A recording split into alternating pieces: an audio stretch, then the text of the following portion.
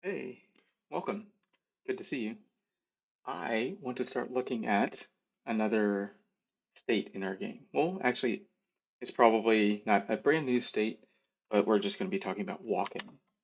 So right now, let's get our character up, game running. Let's put it down there.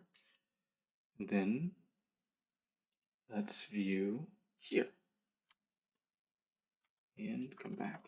So right now in our game, we just have running and sprinting. And then I allow for if we hit Alt, we can slow you down. That's jogging, essentially, the jog speed. I've said that it's going to be, what is it, 365 units. So it's just whatever the run speed is divided by 2. And then we have our walk, which is our run speed divided by 4. And what we have here, we go to our move and our cache pose that we're using, this one, into this state. And hopefully we will see this blend space playing some anim here. Oh, yeah, here we are. We can kind of see where we are. Here we are. There's walking. So at the very bottom of the graph there, we would be at stationary. So now we're not moving. And now we are again. So we don't have an animation there, clearly. We can see that there isn't, this gray circle dot there. So in order to get a proper walk again, we would have to create that state.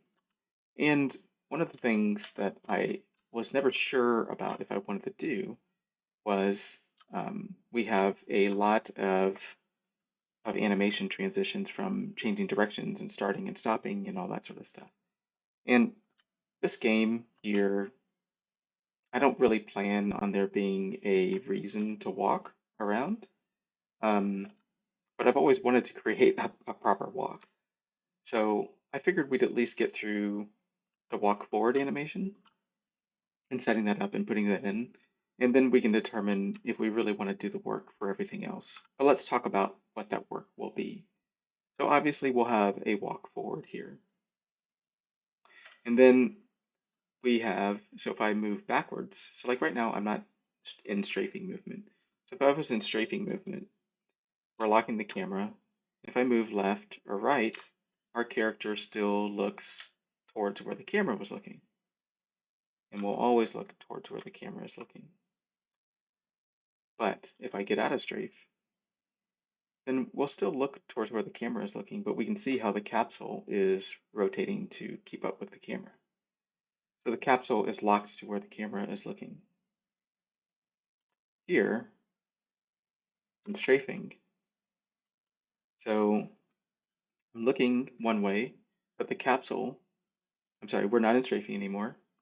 So we can see that like I'm moving right, but I'm looking over my shoulder to the left, and we're not strafing, but our capsule is tied to our button presses, about where we're facing here. And then strafing, our capsule is tied to our mouse look here.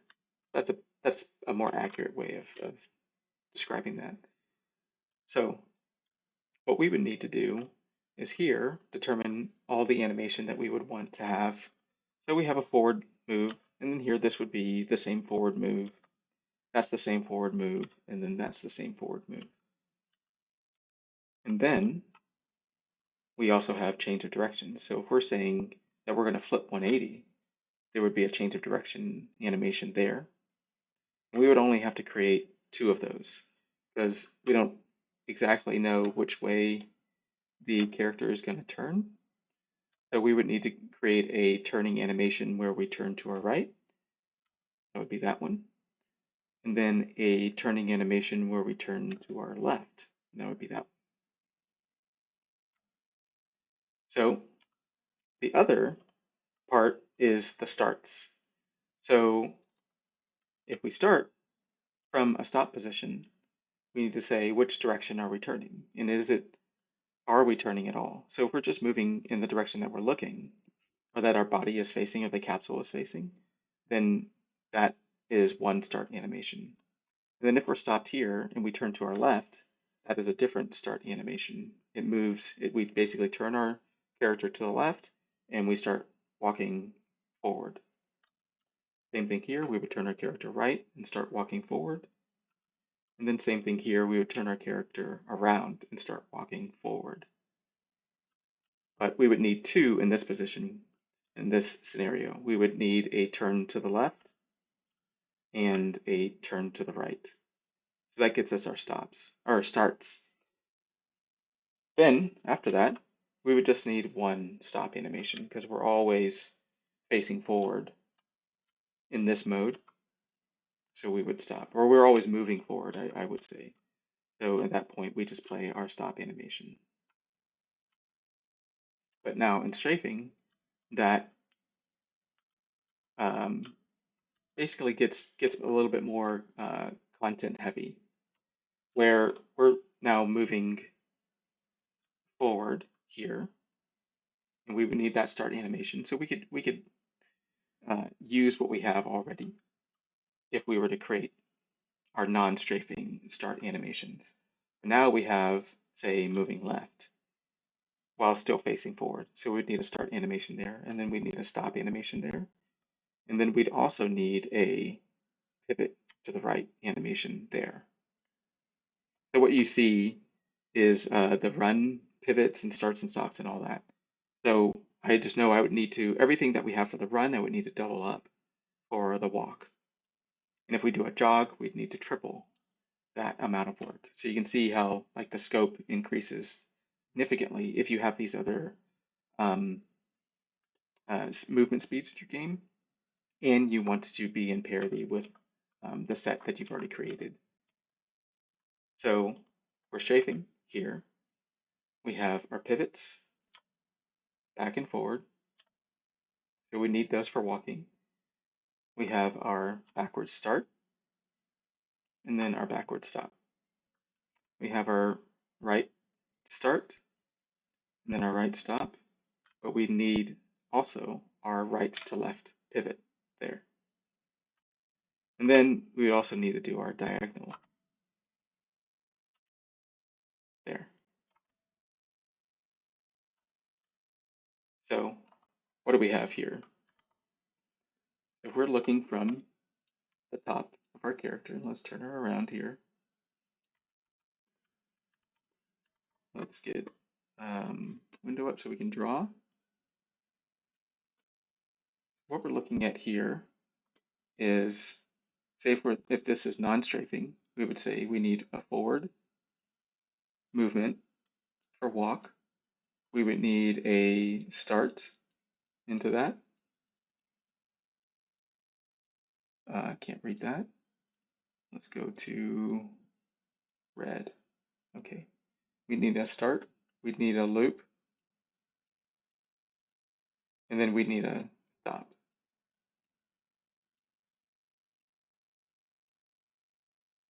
And then we would need a start turning this way, but then we would play this loop.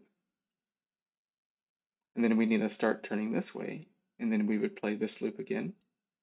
And then we need to start turning this way, and then to start turning this way, so backwards. So a right start, a left start, a backwards left start, and a backwards right start. And then all of those go into the loop, and then all of those go into the stop. And then we would need our pivots. So that's basically where we're moving one direction, and then we turn 180 to move in the other direction, but we're still walking forward. So it would be a turn from moving forward to moving forward, and we'd turn in either direction. So we would need two of these. So this is a turn pivot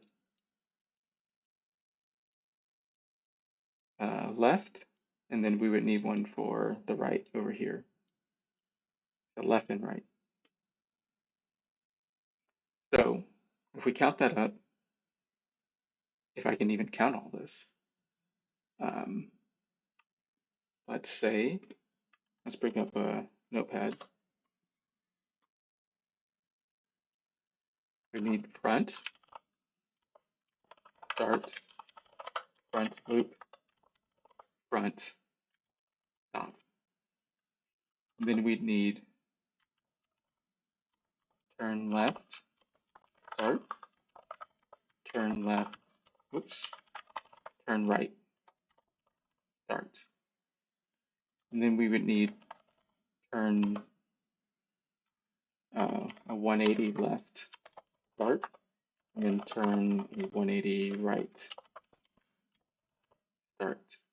And then we would need our turn 180 left pivot. And we need our turn 180 right pivot.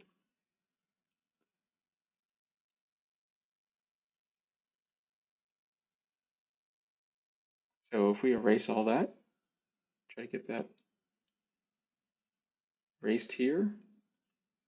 So now we're looking at strafing. So this is for non-strafing, non-strafing. And then this one would be for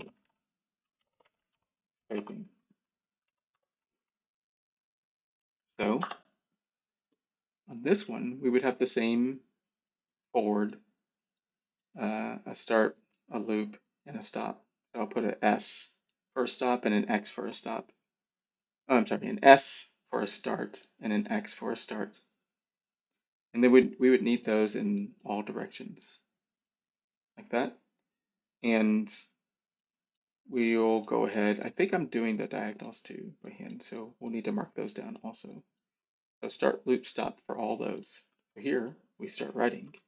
We'll create the same one here. We use the same one, but I just want to jot it down. We have front, and we have left, start, loop, stop, a right, start, loop, stop, and a back, start, and then a back, loop and stop, and then a back right. So this is, not yet, actually, that's not correct. We'd have a back, loop, and stop. Back, start, loop, and stop. But we don't want to forget our diagonals. So we would say here, we want front left, start, loop, stop, front right, start, loop, and stop. And then here, we'd want a back left, start, loop, stop, and a back right, start, loop, and stop.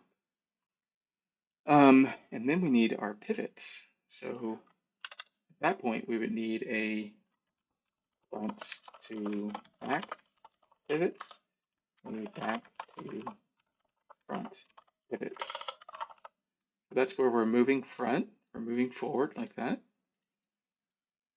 So let's get rid of this. We're moving forward like this, and then we start moving backwards. So we're still going to be facing this direction. We're just now moving this direction.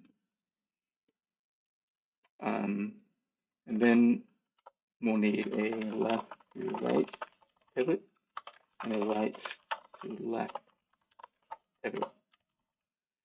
So same thing, if we're moving backwards, we would still be looking forward, but then we'd pivot and move forward. So same thing with the rights and left, we're moving right, and then we pivot left, but we're still looking forward. And then we would be moving left, and then pivot right, but we'd still be looking forward. Let me see, what else is there? Oh, we need our diagonals also. So we need our front left to back right pivot. So we're moving front left, and then we're going back right. So we're moving front left, we're looking forward, and then we're pivoting to our back left there. I'm sorry, front left to back right. So that's essentially what we're doing here. We're grabbing our front right, and then we'll move back left, but we're still facing forward because we're pivoting. I'm sorry, we're pivoting. Same thing, we have a front right to back left, and then we have our back left to front right pivot, and then we have our back right to front left pivot. Starts to get confusing. So these anims we can share across non-strafing and strafing, but then everything else is brand new. So we just mark it down.